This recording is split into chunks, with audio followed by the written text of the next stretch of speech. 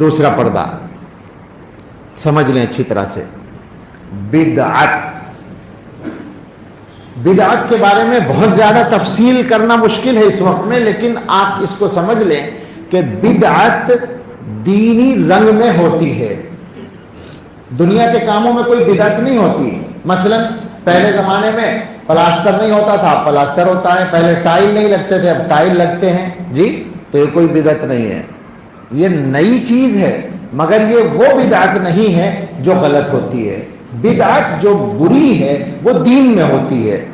دین میں جو چیزیں اللہ تعالیٰ نے اپنے رسول صلی اللہ تعالیٰ علیہ وسلم کے ذریعے ہمیں عطا فرمائی ہیں، ان میں اضافہ کرنا یہ بدعت ہے، ان میں گھٹانا بڑھانا، ان میں کسی چیز کا درجہ بڑھانا یا گھٹانا یہ بھی بدعت ہے۔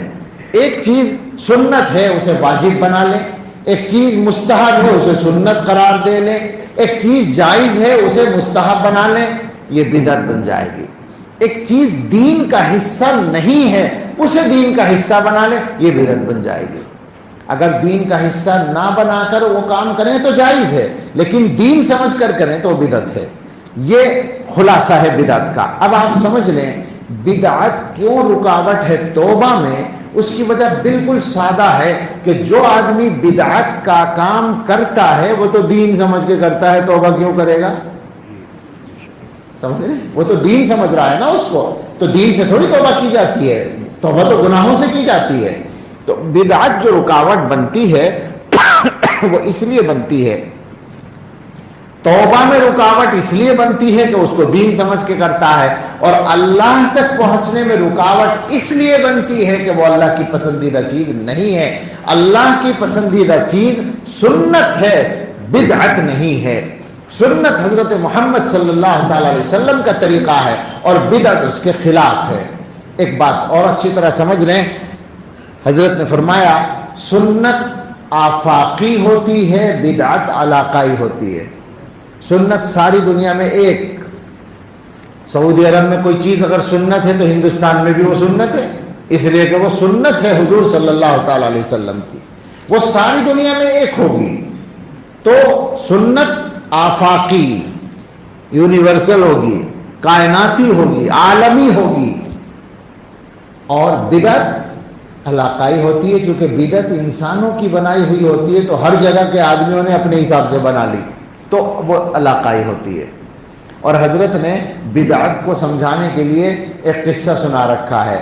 کہتے ہیں کہ ایک قبیلہ تھا تو ان کے ہاں مہمان نوازی کا دستور تھا، وہ ان کے مہمان خوب آتے تھے اور وہ کھلایا کرتے تھے۔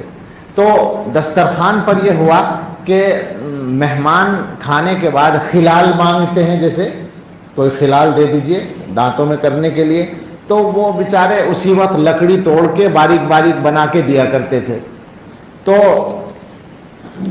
کسی نے جو ہے یہ سوچا، یعنی ایک نسل میں تو یہ چلتا رہا، اگلی نسل میں کسی نے یہ سوچا کہ یہ چھوٹے چھوٹے ٹکڑے کر کے ہم رکھتے ہیں، ذرا سی ایک بڑی سی لکڑی رکھ دیا کریں، آدمی اپنے حساب سے توڑ لیا کرے اس میں سے، یہ اچھا رہے گا۔ تو دسترخوان پہ وہ لکڑی رکھنی شروع کر دی۔ ایک نسل اسی پہ گزر گئی، اگلی نسل آئی تو انہوں نے سوچا کہ شاید مہمانوں کے اعزاز کے لیے لکڑی رکھی جاتی ہے، مگر یہ ٹوٹی پھوٹی سی کیوں رکھتے ہیں جس میں نوکیں نکلی ہوئی ہیں، توڑ رہے ہیں اس کو بیٹھ کے، صاف ستھری لکڑی ہونی چاہیے۔ تو انہوں نے وہ خلال والی لکڑی کے بجائے لاٹھی رکھنی شروع کر دی، چکنی سی۔ تو یہ ہے بدعت۔ بدعت اسی طرح بنتی ہے، پہلے اس کی شکل سادہ ہوتی ہے، آہستہ آہستہ بڑھتی چلی جاتی ہے۔ بدعت سے بچیں، ہمیشہ بچیں۔ تو بدعت دوسرا حجاب ہے، دوسرا پردہ ہے، دوسری رکاوٹ ہے اللہ تعالیٰ تک پہنچنے میں اور گناہوں سے توبہ کرنے میں۔ تیسرا پردہ، تیسرا حجاب، الکبائر الباطنہ، باطنی کبیرہ گناہ۔ کبیرہ گناہ دو طرح کے ہوتے ہیں، ایک تو ظاہری اعضاء سے ہونے والے اور ایک اندر سے ہونے والے، دل سے۔ اور آپ دیکھیں گے کہ دل سے جو گناہ ہوتے ہیں ان میں صغیرہ کوئی سا بھی نہیں، سب کبیرہ ہیں۔ لکھا ہے وَهِيَ كَثِيرَةٌ، باطنی کبیرہ گناہ بہت ہیں، کل خیلائی، جیسے تکبر، تکبر میں اطراحت شامل ہو تو اسے خیلا کہتے ہیں، اطراحت شامل ہو، چونکہ آگے کبر آ رہا ہے اس نے یہی نمٹا دیا اس کو، اور فخر اور تکبر یعنی اپنے آپ کو بڑا سمجھنا، اور حسد اور عجب، عجب اور تکبر میں تھوڑا سا فرق ہے، تکبر میں دوسرے کو حقیر سمجھنا بھی شامل ہے، اور عجب کہتے ہیں خود پسندی کو، یہ بھی کبیرہ گناہ ہے، اور دکھاوا اور دھوکہ سب کبیرہ گناہ ہے۔ اور آپ غور کریں کہ اگر یہ باریک سی بات ہے، یعنی یہ توبہ میں رکاوٹ کیوں ہے، اللہ تک پہنچنے میں رکاوٹ کیوں ہے، اس کو سمجھ لیں اچھی طرح سے۔ وجہ یہ ہے کہ جس آدمی کے دل میں یہ گناہ ہوتے ہیں اسے گناہ ہونے کا احساس ہی نہیں ہوتا۔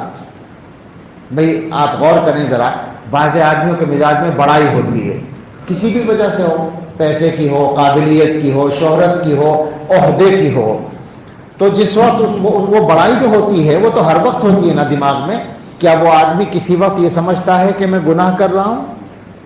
کبھی بھی نہیں سمجھتا۔ کیا خیال ہے؟ ذہن میں نہیں آتا، اس کے تصور ہی نہیں آتا، چونکہ وہ اس کے مزاج کا حصہ بنا ہوا ہوتا ہے۔ یا ایک آدمی کے مزاج میں حسد ہے، بڑی تعداد ہے ایسے لوگوں کی جن کے مزاج میں حسد ہے، تھوڑا تھوڑا تو سب کے مزاج میں ہوتا ہے، لیکن اس کے تھوڑے تھوڑے کا مطلب سمجھا، مطلب یہ کہ کسی کے پاس کوئی زیادہ چیز دیکھ کر خیال آتا ہے کہ اسے مل گئی ہمیں نہیں ملی، لیکن اگر اس کو آدمی بس یہیں تک رکھے اور زیادہ سے زیادہ اللہ سے مانگ لے کہ اللہ اسے دیا ہے مجھے بھی دے دیجئے، تو اس میں کوئی حرج نہیں، یہ رشک بن جائے گا بجائے حسد کے۔ لیکن مصیبت وہ ہے کہ آدمی جلنے لگتا ہے، آدمی اس کو ذلیل کرنے کی کوشش کرتا ہے، آدمی اس کو لوگوں میں بدنام کرنے کی کوشش کرتا ہے، اور یہ والا قصہ عزت کے ساتھ سب سے زیادہ ہوتا ہے۔ اگر کسی کو عزت مل گئی تو اس کے ساتھ والے جو اس سے حسد رکھتے ہیں ان کی ہر وقت یہ کوشش ہوتی ہے کہ کسی طرح اس کو کیا کہیں گے، اس کو بے عزت کیا جائے، اس کی جو حیثیت ہے معاشرے میں اسے گھٹایا جائے۔ یہ کام اکثر لوگ کرتے ہیں، یہ حسد ہے، اور یہ اتنا بڑا گناہ ہے کہ حسد کرنے والا حسد کرتا رہتا ہے اور اس کی نیکیاں ختم ہوتی رہتی ہیں، نیکیاں چلی جاتی ہیں۔ الحسد یاکل الحسنات کما تاکل النار الحطب، حسد نیکیوں کو اس طرح کھاتا ہے جیسے آگ لکڑی کو کھاتی ہے۔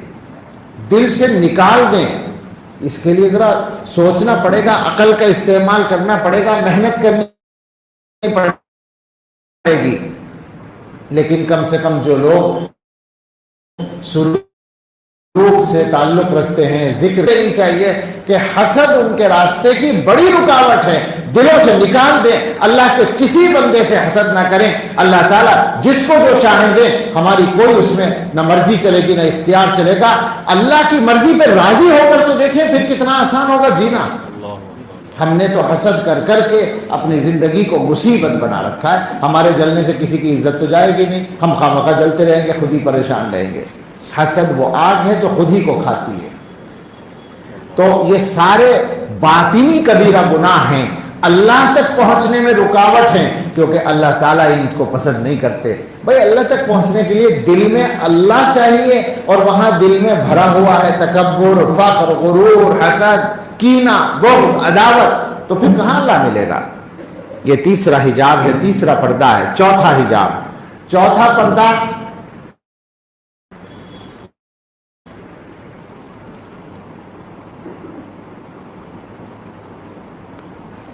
ظاہری کبیرہ گناہ، جو ظاہری اعضاء سے ہوتے ہیں۔ بہت سے لوگوں کی عادت میں شامل ہو جاتے ہیں ظاہری گناہ، مثلا بعض لوگوں کو اور بے ارادہ جھوٹ بولتے ہیں، بے فائدہ جھوٹ بولتے ہیں، یعنی ان کو جھوٹ بولنے میں کوئی فائدہ نہیں پھر بھی جھوٹ بولتے ہیں، عادت بن جاتی ہے۔ ایک تو یہ ہے کہ آدمی کو کوئی فائدہ نظر آ رہا کہ اگر سچ بولوں گا تو نقصان ہو جائے گا، جھوٹ بول کے فائدہ ہو جائے گا، تب بھی جھوٹ بولنا ناجائز ہے، حرام ہے اور بے وقوفی بھی ہے ساتھ میں. اچھی طرح یاد رکھیے گا یہ لفظ. جھوٹ بولنا ہر حال میں بے وقوفی ہے. کیوں؟ اس لیے کہ حدیث میں یہ بات ہے، سچ بچاتا ہے، جھوٹ پھنساتا ہے. تو جھوٹ بول کے تو پھنسنا ہی پھنسنا ہے. ایک جھوٹ کے لیے 100 جھوٹ بولنے کی ضرورت پڑتی ہے، ایک جھوٹ کو نبھانے کے لیے 100 جھوٹ کی ضرورت پڑتی ہے، لازماً پڑتی ہے. اور سچ بول کر آدمی مطمئن رہتا ہے. ہمارے حضرت فرمایا کرتے ہیں کہ سچ بول کر ہارنا جھوٹ بول کر جیتنے سے بہتر ہے. ہار جاؤ، اگر سچ بول کر ہار سکتے ہو تو ہار جاؤ. وہ واقعہ یاد کر لیں جو مشہور ہے، تحقیق تو نہیں کہ حقیقت میں کہاں کا ہے، لیکن مشہور ہے کہ کاندھلے کا ہے، کہ وہاں پر ایک زمین کے بارے میں جھگڑا تھا، مسلمانوں کا اور ہندوؤں کا، دونوں کا دعویٰ تھا زمین پر. عدالت میں مقدمہ چلا گیا اور ہندوؤں نے اپنی گواہی کے لیے ایک عالم دین کو منتخب کیا کہ فلاں مولوی صاحب ہماری گواہی دیں گے. تو مسلمانوں نے سوچا کہ مولوی صاحب عالم ہیں، اتنا تو ان کو بھی عقل ہوگی ہی کہ عدالت میں جا کے کم سے کم مسلمانوں کو شرمندہ نہ کریں، تو چلو ہمارا کام تو بن ہی جائے گا. لیکن جب عدالت میں گواہی دینے کا نمبر آیا تو مولوی صاحب نے کہا زمین ہندوؤں کی ہے، ان کے حق میں گواہی دی. وہ آج کل کے لوگوں کی طرح نہیں تھے جو واقعتاً جھوٹ گواہی بھی دے دیں گے دنیا کے فائدوں کے لیے. ایسا نہیں تھا. سچ بات یہی تھی کہ زمین ان کی تھی، کوئی غلط فہمی ہو رہی تھی. اب مولوی صاحب کے اس گواہی دینے کی بنا پر فیصلہ ہندوؤں کے حق میں ہو گیا، اور اس کے بعد ہندوؤں نے یہ کہا کہ زمین ہماری تھی، ہمیں مل گئی، اب ہم یہاں مسجد بنوائیں گے، اب ہم یہ جگہ مسجد کے لیے دیتے ہیں. تو یہ کہتے ہیں کہ جج نے یہ لکھا کہ مسلمان ہار گئے، اسلام جیت گیا. اپنے فیصلے میں یہ لکھا. کیوں جیتا اسلام؟ سچ کی وجہ سے. تو سچ بول کر ہارنا جھوٹ بول کر جیتنے سے بہتر ہے. تو میں یہ کہہ رہا تھا کہ گناہوں کی عادت پڑ جاتی ہے. بس یہ بھی ٹکڑا ہے چھوٹا سا، اس کو میں پہنچانا چاہتا ہوں اپنے بھائیوں تک جو یہ کہتے ہیں کہ گناہ نہیں چھوٹتا. واقعتاً مشکل ہوتا ہے، اور مشکل کیوں ہوتا ہے؟ عادت کی وجہ سے. تو اب اس عادت کو چھڑانے کے لیے یہ سب باتیں یاد کرنے کی ضرورت ہے کہ میرا اللہ ہے، وہ میرا ایسا مہربان رب ہے، وہ مجھے دیکھ رہا ہے، وہ مجھے سزا بھی دے سکتا ہے، اتنی نعمتیں دیتا ہے، اس کا خیال کر کے مجھے گناہ چھوڑنا ہے، اور پھر گناہ کی جگہوں سے اپنے آپ کو بچانا ہے. نوجوانوں کے لیے تو سادہ سا نسخہ ہے کہ اکیلے نہ رہا کریں، اکیلے میں کوئی کام نہ کریں، موبائل اور کمپیوٹر بھی اکیلے میں استعمال نہ کریں. یہ نسخہ ہے نوجوانوں کے لیے اور بڈھوں کے لیے بھی، آج کل سب کے لیے. میرا جملہ آپ کو یاد ہوگا کہ گناہوں کے مسئلے میں ہم جیسے بڈھے بھی سب جوان ہیں، اللہ بچائے. تو یہ دوسرا گویا کون سا تھا؟ یہ نمبر چوتھا حجاب کبائر ظاہرہ.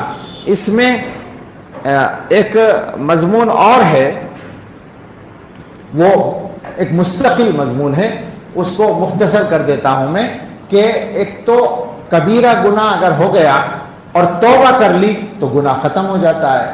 اور ایک یہ بات یاد رکھیں کہ بعض گناہ صغیرہ کہلاتے ہیں، چھوٹے گناہ کہلاتے ہیں، اور ہم میں سے بہت سے لوگ یہ سوچ کر لیتے ہیں کہ یہ تو صغیرہ گناہ ہے، کوئی بات نہیں.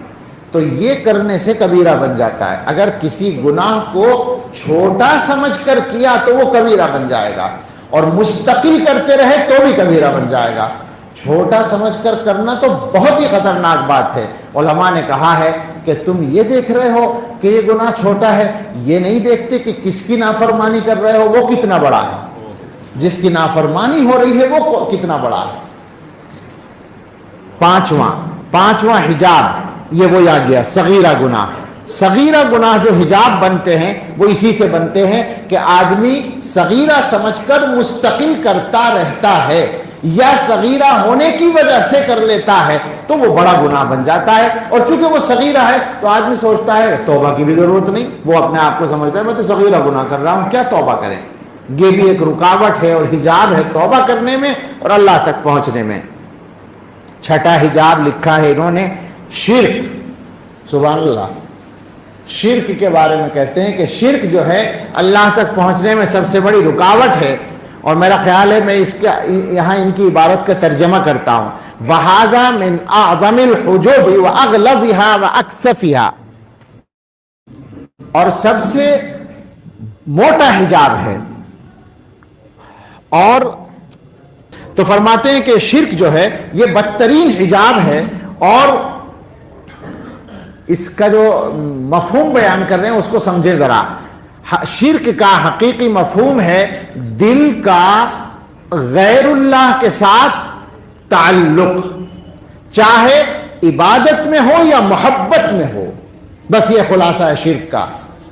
इबादत में शिर्क को तो सब जानते हैं, यानी अगर अल्लाह ताला की इबादत के बजाय गैरुल्लाह की इबादत करें वो शिर्क है, तो सबको पता है। लेकिन ये फरमा रहे हैं इबादत में गैरुल्लाह से ताल्लुक हो ये भी शिर्क है, और मोहब्बत में गैरुल्लाह से ताल्लुक हो ये भी शिर्क है। ये इलाज हो गया। एक मसला ये भी आजकल बहुत पेश आता है जवानों को कि जी फलां से मोहब्बत हो गई, इसका इलाज बताएं। कुछ लोग तो वो हैं जो उस मोहब्बत ही को सब कुछ समझकर सोचते हैं कि इस मोहब्बत को छोड़ना नहीं है, वो तो बेवकूफ़ हैं, उनकी बीमारी ज़्यादा बढ़ी हुई है। लेकिन कुछ ऐसे होते हैं हमारे अहबाब कि जो इस बीमारी के मरीज बने और अब वो इलाज चाहते हैं। और ये बात अच्छी तरह याद रखें कि एक बीमारी है, जिस्मानी बीमारी है, ये कोई वैसी बीमारी नहीं है अनोखी, जिस्मानी बीमारी है जिसको इश्क कहते हैं ना, मोहब्बत, फलां से मोहब्बत हो गई, ये बीमारी है, दिमागी बीमारियों में से एक बीमारी है। तिब्ब यूनानी की किताबों में इसका इलाज भी लिखा है, होम्योपैथिक की किताबों में भी इलाज लिखा है, दवा से इलाज होता है, इसका फायदा होता है उसमें। मैं मजाक नहीं कर रहा हूं भाई, सही बात बयान कर रहा हूं, और इसलिए बता रहा हूं कि ये परेशानी है इस जमाने में। क्या है इसको समझ लो। तुम्हें हंसी जो आ रही है वो ना समझने से आ रही है। बात क्या है, नॉर्मल दिमाग वो होता है कि जो सब तरफ बराबरी के साथ तवज्जो दे सके, जब जहां जरूरत हो, जिधर तवज्जो की जरूरत हो उधर हो जाए। ये जो आदमी है जिसको इश्क हो गया, किसी से मोहब्बत हो गई, इसके दिमाग में एक पर तवज्जो हो गई पूरी, वो तवज्जो हटती ही नहीं। तो बताओ बीमारी हुई या नहीं हुई? आंखें मसलन इधर भी देखती हैं, इधर भी देखती हैं, उधर भी, नीचे भी। अगर किसी की आंख ऐसी हो जाए कि बस सामने देख सके और इधर उधर ना फिरे, तो बीमारी हुई या नहीं हुई? तो बस ऐसे ही दिमाग का मसला है। तो ये बीमारी है, अल्लाह महफूज रखे। बहरहाल है मुश्किल बीमारी, इलाज भी आसान नहीं होता। और इलाज आसान ना होने की एक खास वजह यह होती है कि मरीज इलाज करना नहीं चाहता। वो ये समझता है कि ये मर्ज नहीं है तो जिंदगी है, तो शिफा है। तो उसका इलाज असल ये है कि मोहब्बत को अल्लाह ताला की तरफ मोड़ दें।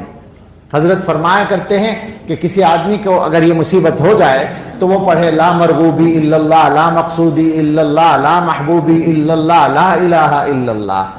रोजाना 100 मरतबा पढ़े, मेरा कोई मकसूद नहीं अल्लाह के सिवा, मेरा कोई मरगूब नहीं अल्लाह के सिवा, मेरा कोई महबूब नहीं अल्लाह के सिवा, मेरा कोई माबूद नहीं अल्लाह के सिवा।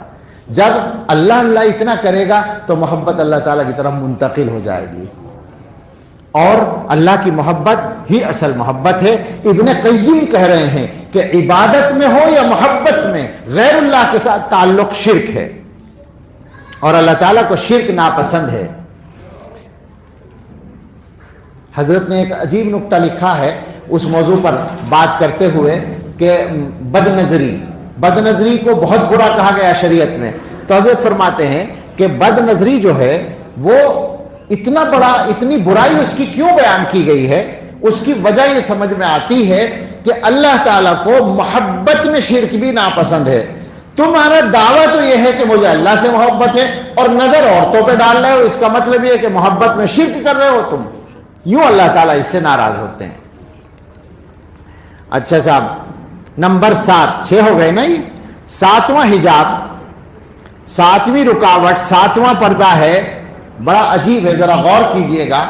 खुशहाल लोग खासतौर से करें, और हम लोग सब के सब चूंकि इस दौर को अच्छा समझ रहे हैं या इसमें शामिल हैं, वो है हिजाब अहलिल फदलात व तवस्सु फिल मुबाहात। जो लोग گویا اللہ تعالیٰ نے جن کو گنجائش دی ہے وہ جائز چیزوں میں بہت زیادہ توسع کریں. یعنی مطلب یہ ہے کہ مثلا کھانا، ایک آدمی کھانا اچھے سے اچھا کھا سکتا ہے، لیکن مثلا یہ کرے آدمی کہ بھائی چلو آج جو ہے ہوٹل پہ چل کے کھاتے ہیں، اب پورا گھر جا رہا ہے ہوٹل پہ کھانے کے لیے، گھر پر 1000 روپے میں کھانا آرام سے سب کا ہو جاتا، وہاں جا کے 10,000 کا بل بنا، 15,000 کا بنا، 20,000 کا بنا. آج کل تو ایسے ہی ہوتا ہے.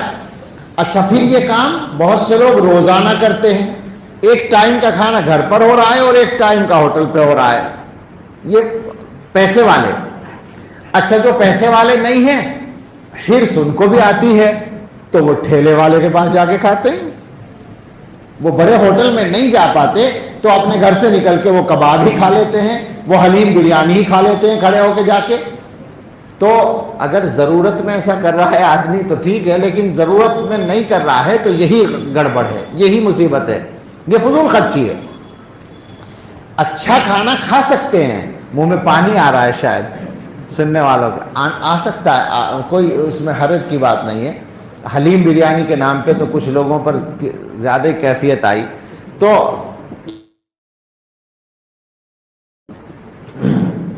میری تو نہیں آیا کہ حلیم اور بریانی کا جوڑ کیا ہے. میں سچ کہتا ہوں کتنی ہی مجھے بعض جگہ لے گئے لوگ، بڑی مشہور ہے یہ تو کھانی پڑے گی آپ کو، پکڑ کے لے گئے، چلا گیا کھا بھی لیا. میں نے کہا بھائی میری سمجھ میں تو نہیں آیا، بریانی کے ساتھ حلیم کا کیا مطلب؟ بریانی کے ساتھ خشک چیز کھاؤ تو سمجھ میں آتا ہے. یہ بریانی کو بیچاری کو خراب کر دینا، یعنی اس کو لکوڈ بنا دینا خشک سے، یہ تو سمجھ میں نہیں آتا. کھانے پینے کا بھی اچھا تجربہ ہے. تو فضول خرچی، مباحات میں فضول خرچی. بہت سے لوگوں کے پاس پیسہ ہے، کپڑے بناتے ہیں، آدمی کے پاس 10 جوڑے 20 جوڑے اور اچھی حیثیت ہے، موقع ہے 30 جوڑے. اب کوئی آدمی 20-30 جوڑے اگر کسی کے پاس ہیں تو پہنے نہیں پہنے جاتے، سال بھر نمبر نہیں آتا بہت سی مرتبہ. لیکن بعض لوگوں کو دیکھا، ایک دفعہ میں ایک ٹیلر کے یہاں گیا تو ایک ڈھیر رکھا تھا کپڑوں کا، یعنی تھان کپڑوں کے. تو میں نے کہا بھائی یہ کیا ہے؟ کہنے لگے یہ فلاں نیتا جی جو ہیں انہوں نے بھیج دیا کپڑا 250 جوڑوں کا. 250 جوڑوں کا. میں نے کہا بھائی 250 جوڑوں کیا کریں گے؟ کہنے لگے بس رکھ دیا. کہنے لگے 10-10 20-20 سی کے بھیجتے رہو.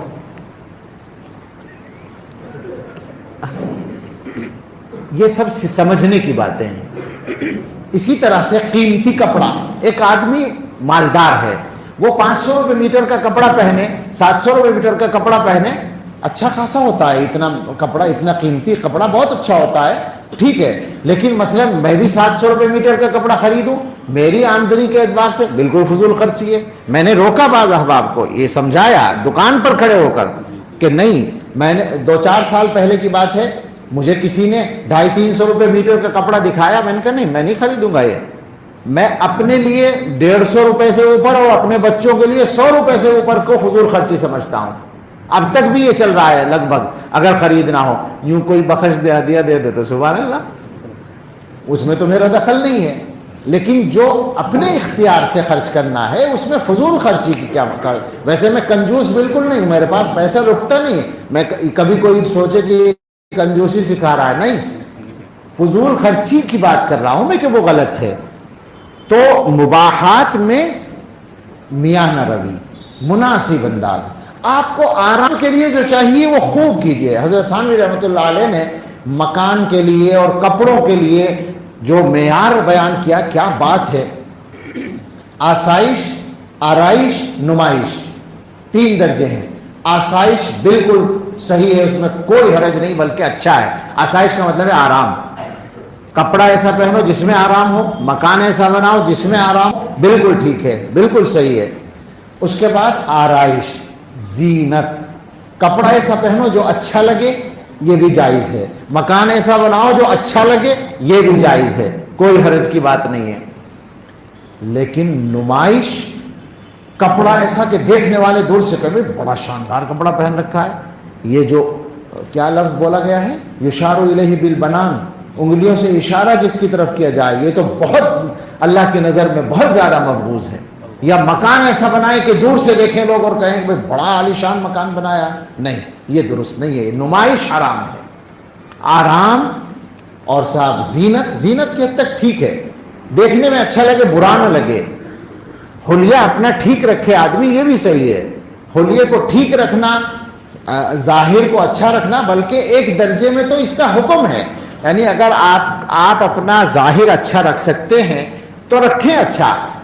امام ابو حنیفہ رحمۃ اللہ علیہ کے یہاں بھی ہوا اور امام اعمش کے یہاں بھی ملتے جلتے واقع آتے ہیں دو. ایک آدمی کو دیکھا انہوں نے کہ اس کے کپڑے ذرا خراب سے ہیں، کم بوسیدہ سے ہیں. تو جب سب لوگ اٹھنے لگے تو اس کو اشارے سے روکا. جب سب چلے گئے تو اس کو کچھ رقم دی کہ لو یہ رکھ لو. تو اس نے کہا میں تو حضرت مالدار ہوں، میرے پاس تو بہت پیسہ ہے، مجھے کیوں دے رہے ہیں؟ کہ لے بھائی تمہارا حلیہ دیکھ کے میں نے یہ سمجھا کہ تم ضرورت مند ہو، ایسا کیوں کرتے ہو؟ ایک صاحب نے تو حدیث سنائی، ان اللہ یحب ان یرا اثر نعمتہ علی عبدہ. اللہ تعالیٰ اس بات کو پسند کرتے ہیں کہ بندے کو کے اوپر اللہ کی نعمت کا اثر دکھائی دے، یہ مراد ہے، لیکن نمائش نہیں. اور ایک شاید امام اعمش نے فرمایا ھذا زی الرہبان، یہ تو راہبوں کا لباس ہے جو تم نے بنا لیا. وَإِنَّ الْمُسْلِمِينَ إِذَا تَزَاوَرُوا تَجَمَّلُوا، مسلمان جب آپس میں ایک دوسرے سے ملتے ہیں تو اپنا حلیہ ٹھیک کر لیتے ہیں. میں نے تجملو کا ترجمہ کیا ہے، یعنی اپنا ظاہر اچھا کر لیتے ہیں، قاب حلیے میں نہیں جاتے. میں نے اپنے ایک بے تکلف دوست سے کہا کہ ایسا حلیہ کیوں رکھتے ہو کہ دیکھ کر لوگ زکوٰۃ دینے کا ارادہ کر لیں؟ کیوں جی مول صاحب، غلط ہے؟ ہم نے اپنے اساتذہ کو دیکھا ہے، تنگ دستی کی حالت میں بھی دیکھا ہے، اپنے گھر میں بھی دیکھا ہے، لیکن ظاہر ہمیشہ اچھا رکھا گیا. پیبند بھی ہوا تو صاف ستھرا کپڑا یہ ہونا چاہیے. تو پتہ نہیں کہ میں کہاں سے مباحات میں، جائز کاموں میں بہت زیادہ فضول خرچی، جس میں دکھاوا ہو، جس میں نمائش ہو، جس میں پیسہ ضائع ہوتا ہو، یہ جائز نہیں ہے. یہ بھی ایک حجاب ہے. اور 8واں حجاب ہے اللہ اکبر، اللہ تعالیٰ سے غفلت.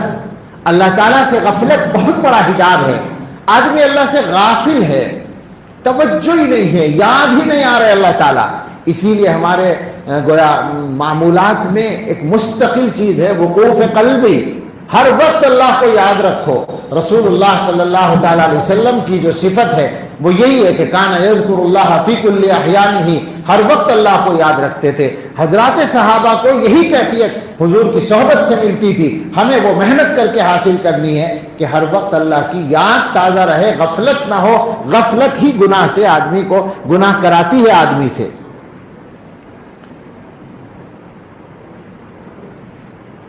نواں حجاب، اب میں بات کو سمیٹ رہا ہوں. نواں حجاب ہے رسم و رواج کا حجاب. یہ فرما رہے ہیں کہ عادتیں اور رسم و رواج یہ بھی حجاب ہیں. عادتیں کیا ہوتی ہیں؟ جو دوستوں کی صحبت سے پڑتی ہیں. انہوں نے عجیب مثال دی ہے.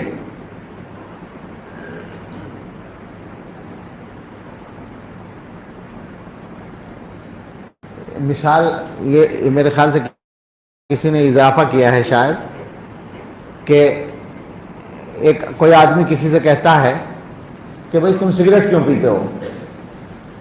تو وہ کہتا ہے بھائی کوئی لذت حاصل نہیں کرتا، بس یہ ہے کہ جب غصہ آتا ہے تو سگریٹ پی لوں تو تھوڑا سا دماغ جو ہے وہ ٹھیک ہو جاتا ہے، ٹینشن دور ہو جاتی ہے.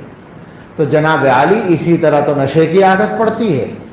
اور نشے کی عادت اس زمانے میں اتنی بڑی مصیبت بنی ہوئی ہے، اتنی بڑی مصیبت بنی ہوئی ہے کہ میں آپ کو بتا نہیں سکتا، سمجھا نہیں سکتا. میرے پاس جتنی معلومات ہیں اور وہ بہت کم ہیں، لیکن وہ بھی اتنی زیادہ ہیں کہ خطرناک ہیں. کتنے ہی گاؤں ایسے ہیں مسلمانوں کی، کتنی آبادیاں ایسی ہیں کہ اچھے اچھے لوگ نشے کی عادت میں پڑے ہوئے ہیں اور نشہ بیچنے کی بھی عادت میں پڑے ہوئے ہیں. مسلمانوں کی آبادیوں میں کثرت سے نشہ ہو رہا ہے، جو کہ اب نشے کی قسمیں اتنی آ گئی ہیں. شراب کے علاوہ جانے کس کس قسم کے نشے ہو گئے آپ تو جانتے ہیں. مجھ سے ایک صاحب نے کہا ایک گاؤں کے بارے میں نام نہیں لوں گا، کہ یہ گاؤں اپنے صوبے میں نمبر 2 پر ہے اسمیک کی تجارت میں، صوبے میں ایک گاؤں مسلمانوں کا. اور پھر انہوں نے بتایا کہ وہاں منہ میں دھواں چھوڑنے کے بھی 100-200 روپے لے لیتے ہیں. میں نے کہا منہ میں دھواں چھوڑنے سے کیا مطلب ہے اس کا؟ کہنے لگے کہ اسمیک خریدنے کی ہمت نہیں ہے. اب ایک آدمی اسمیک کی سگریٹ پی رہا ہے تو اس سے دوسرا آ کر کہتا ہے کہ یہ والا ایک کش کا دھواں میرے منہ میں چھوڑ دو، تو اس سے کچھ تھوڑا سا اس کی تشفی ہوتی ہے تو وہ اس کو 200 روپے دے دیتا ہے. یہ حالت ہے. آپ اندازہ کریں عادت کتنی خراب ہو جاتی ہے اور کتنا بڑا نقصان کرتی ہے. تو یہ گویا ایک حجاب ہوا عادتوں کا اور رسوم و رواج بھی حجاب ہیں. جیسے شادی بیاہ کی رسمیں ہیں، اچھے دینداروں کے یہاں بھی ساری رسمیں پوری ہوتی ہیں، اس لیے کہ سمجھ رہے ہیں بس ٹھیک ہے ہو رہا ہے، شادی کی تیاری ہو رہی ہے. پتہ چلا 3 مہینے سے شادی کی تیاری ہو رہی ہے. اب بھائی کیوں ہو رہی ہے؟ ابھی کی بات ہے، میں پڑھ رہا تھا ابھی مغرب سے پہلے حضرت تھانوی رحمۃ اللہ علیہ کی ایک چیز. ایک مرید نے جو عالم تھے شاید، انہوں نے لکھا کہ حضرت 3-4 میں نے سفر چھوڑ دیا تھا آپ کے حکم کے مطابق، پابندی لگائی تھی شاید حضرت نے. اب ایک مجبوری کی وجہ سے 3-4 دن کا ایک سفر ہونے جا رہا ہے. میرے ایک عزیز کے یہاں شادی ہے. ایک تو یہ بات ہے کہ وہ مجھ سے ناراض ہیں، حالانکہ میری طرف سے کوئی غلطی نہیں ہے، لیکن ناراض ہیں. تو اگر میں نہیں جاؤں گا تو اور ناراض ہو جائیں گے، تو ان کو خوش کرنا ہے. اور دوسرے کہ کچھ انتظام بھی مجھ سے متعلق ہے. تو حضرت نے جواب دیا ناراضی دور کرنے کے لیے ایک خط بھی کافی تھا. آپ خط لکھ دیتے ان کو کہ میری غلطی نہیں ہے، ایسا ہے. اس کے بعد بھی وہ ناراض رہیں تو آپ کی ذمہ داری ختم. اور جہاں تک انتظام کی بات ہے کہ کچھ انتظامی کام بھی مجھ سے متعلق ہیں، تو وہ انتظام ہی لغو چیز ہے جو آپ سے متعلق ہے. یعنی شادی کے کچھ انتظامات بھی ہوتے ہیں. کیا چیز ہے کہ کیوں ہوتے ہیں صاحب وہ انتظامات؟ شادی تو اس طرح ہوتی ہے کہ شیخ الحدیث رحمۃ اللہ علیہ کی بیٹی کا نکاح ہو گیا اور انہوں نے اپنے داماد سے کہہ دیا کہ صبح کو فجر کی اذان کے وقت اپنی بیوی کو لے کے چلے جائیے. ہو گئی رخصتی، ہو گئی شادی. اور قاری رحیم بخش صاحب کا تو میں نے جگہ جگہ سنا دیا، حضرت نے سنا رکھا ہے کہ بیٹی کا نکاح ہو گیا تھا اور اس کے بعد ابھی رخصتی نہیں ہوئی تھی. حج کی پیشکش ہوئی کسی طرف سے کہ آپ اور آپ کی اہلیہ حج کو چلے جائیں. بڑے قاری تھے، بڑے بزرگ تھے.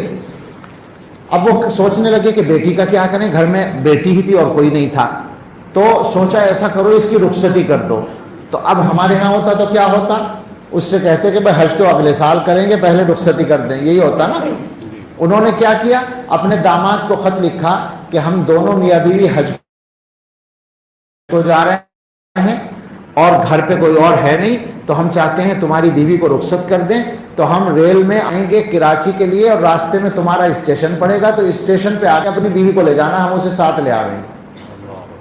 ایک چھوٹے سے بکسے میں اس کے کپڑے رکھے اور اسے بھی ساتھ لے لیا اپنی بیٹی کو، اور اسٹیشن پہ داماد کے ہاتھ میں ہاتھ پکڑا دیا. اور آگے کا لطیفہ یوں سنیے. واقعہ حضرت سے ہم نے یہ قصہ بیان میں سن رکھا تھا. اس کے بعد ملیشیا میں ایک دن ایک صاحب آئے، کہنے لگے کہ قاری رحیم بخش صاحب کے نواسے ملنے آئے ہیں دیوبند والوں سے. یہ بھی انہی کے نواسے جنہوں نے اپنی بیٹی کو اس طرح رخصت کیا تھا. اب وہ ملے. ہم نے کہا بھائی حضرت سے ہم نے یہ قصہ سن رکھا ہے، تو کیا تمہاری والدہ ہی کا قصہ ہے؟ کہنے لگے جی میری والدہ ہی کا قصہ ہے یہ. میری والدہ کی رخصتی اسی طرح ہوئی تھی. اور ایک بات آپ کو معلوم نہیں ہوگی، میرے والد والدہ کو جو لے کر گئے تھے اسٹیشن سے اپنے گاؤں تک، تو سائیکل پہ بٹھا کے لے گئے تھے. اس طرح رخصتی کی تھی. لیکن پتہ ہے آپ کو پھر کیا ہوا؟ اللہ نے کیا برکت دی، وہ ہم نے اپنی آنکھوں سے دیکھی. اگلے سال وہ آ گئے. آپ تو ملے قاری یاسین صاحب. اگلے سال وہ خود آ گئے، وہ داماد صاحب جو لے کے گئے تھے سائیکل پہ اپنی بیوی کو. کیا شان ہے، سبحان اللہ. حضرت کی مجلس میں آئے اور ان کی نگرانی میں سینکڑوں قرآن کے اور قراءت کے ادارے چل رہے ہیں ملیشیا میں اور کئی ملکوں میں. ان کے دستخط سے سند جاری ہوتی ہے. وہ قاری صاحب جس کے پاس سائیکل تھی اپنی نئی دلہن کو لے جانے کے لیے، صرف دنیا بھی دی اللہ نے اور دین بھی دیا. خواہ مخواہ ہم نے ایک مصیبت مول لے رکھی ہے. تو یہ سب رسم و رواج اور عادتوں کے حجاب ہیں جو ہمیں اللہ تک پہنچنے نہیں دیتے. اور صاحب آخر میں 10واں حجاب جو بیان کیا انہوں نے تو بہت ہی اونچی بات کر دی ہے. یہ فرماتے ہیں کہ یہ حجاب ہے کہ وہ لوگ جو اپنے عمل پر نظر رکھتے ہیں تو ان کا اپنے عمل پہ نظر رکھنا یہ حجاب بن جاتا ہے. یہ بہت بڑی بیماری ہوتی ہے اور یہ ہم لوگوں کی بیماری ہے، علماء کی اور دینی کام کرنے والوں کی. اردو میں سن لیجئے، مدرسے والوں کی، تبلیغ والوں کی، خانقاہوں والوں کی. یہ ہماری بیماری ہے. عمل ہم ہی تو دیکھیں گے اور کون؟ بیچارہ ایک عام آدمی تو وہ سمجھتا ہے میں تو کچھ عمل کر نہیں رہا. ہمارے دماغ میں تو خناس پیدا ہوتا ہے کہ ہم دین کا کام کر رہے ہیں اور پھر دماغ خراب ہو جاتا ہے. کیا سمجھتے ہیں ہم اللہ کو اور اللہ کے دین کو؟ محتاج ہیں وہ ہمارے کام کے. اچھی طرح سے دماغ سے ہم سب کو یہ کیڑا نکال دینا چاہیے.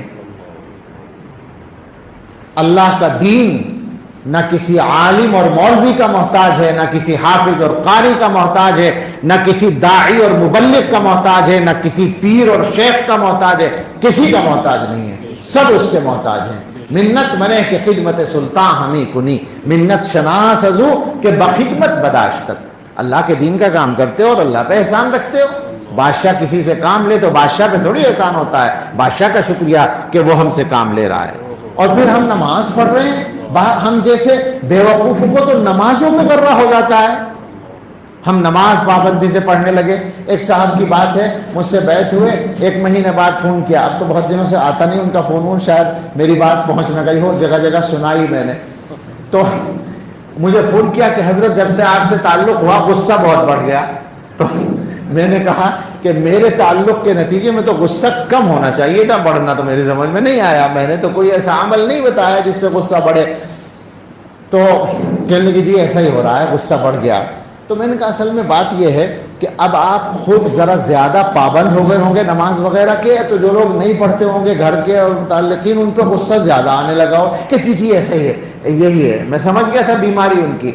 تو میں نے کہا اللہ کے بندے عقل سے کام لو. ابھی 4 دن سے اگر تم پابند ہو گئے تو دوسروں پہ لٹھ لے کے چڑھنے کا تمہیں حق مل گیا. کوئی بات ہے بھلا؟ یہ اپنے گناہوں پہ اپنی غلطیوں پہ نظر رکھو. اگر کسی کو کہنا ہے تو نرمی سے کہو. غصے کا کیا مطلب ہے؟ تم بڑے ہو کیا؟ غصہ پیدا ہوتا ہے بڑائی سے. جہاں آدمی اپنے آپ کو بڑا سمجھتا ہے وہاں وہ غصہ کرتا ہے. جہاں بڑا نہیں سمجھتا، اپنے افسر پہ کسی کو غصہ آتا بھی ہے بخود ہی نمٹ لیتا ہے اس غصے سے. کیا خیال ہے؟ کسی ماتحت کو اپنے افسر پہ بار بار غصہ آتا ہے مگر کبھی دیکھا ہے ظاہر ہوتا ہوا؟ ماتحتوں پہ خوب ظاہر ہوتا ہے. کیوں؟ وہاں اپنے آپ کو چھوٹا سمجھتا ہے اور یہاں اپنے آپ کو بڑا سمجھتا ہے. تو غصہ بڑائی سے پیدا ہوتا ہے اور بڑائی سے لڑائی بھی پیدا ہوتی ہے. لڑائی کی بنیاد بھی بڑائی ہے. اگر بڑائی نہ ہو تو لڑائی بھی نہ ہو.